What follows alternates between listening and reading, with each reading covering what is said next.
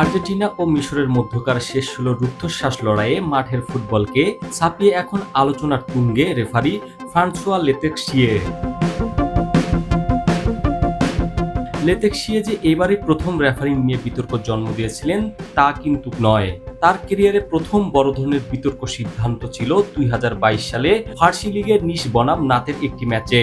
সেদিন ভিএআর প্রযুক্তি ব্যবহার করেও নাতের পক্ষে পেনাল্টি না দেওয়ার সিদ্ধান্তটি ফুটবল বিশ্বে ব্যাপক সমালোচনার জন্ম দিয়েছিল। সেই ম্যাচের পরিস্থিতি নিয়ন্ত্রণে রাখতে পকেট থেকে কার্ডের বন্যা বইয়ে দিয়েছিলেন তিনি, যেখানে এক ম্যাচে ৭টি হলুদ এবং ২টি লাল কার্ড দেখান তিনি।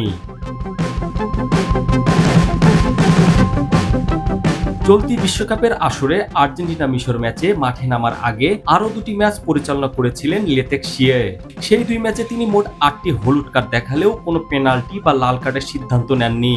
কিন্তু আর্জেন্টিনার বিপক্ষে মিশরের ম্যাচে তার নেওয়া সিদ্ধান্তগুলো তার ক্যারিয়ারে ক্লিন ইমেজে বড় ধাক্কা দিল।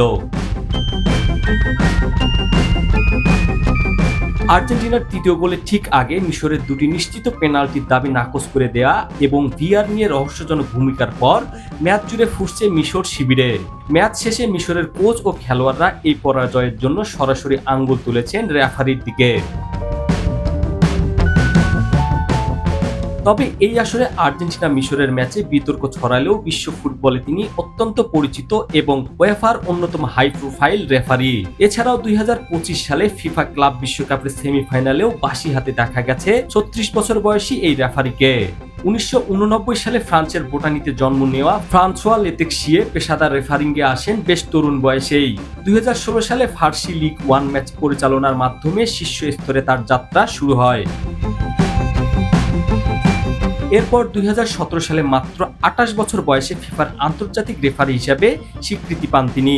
মাঠে ঠান্ডা মাথায় ম্যাচ নিয়ন্ত্রণ ও দূরদর্শিতার কারণে দ্রুতই তিনি ওয়েফার এলিট ক্যাটাগরির রেফারির তালিকায় জায়গা করে নেন। ইউরোপীয় ফুটবলের সবচেয়ে বড় এবং মর্যাদাপূর্ণ ম্যাচগুলো পরিচালনার অভিজ্ঞতা রয়েছে লেতেক্সিয়ের ঝুলিতে। তিনি ২০২১ সালের ইউরোপীয় লিগ ফাইনাল, ২০২৩ সালে ওয়েফা সুপার কাপ ফাইনাল এবং ইউরো ২০২৪-এর ফাইনালের মতো ব্লকবাস্টার ম্যাচগুলো সাফল্যের সাথে পরিচালনা করেছেন।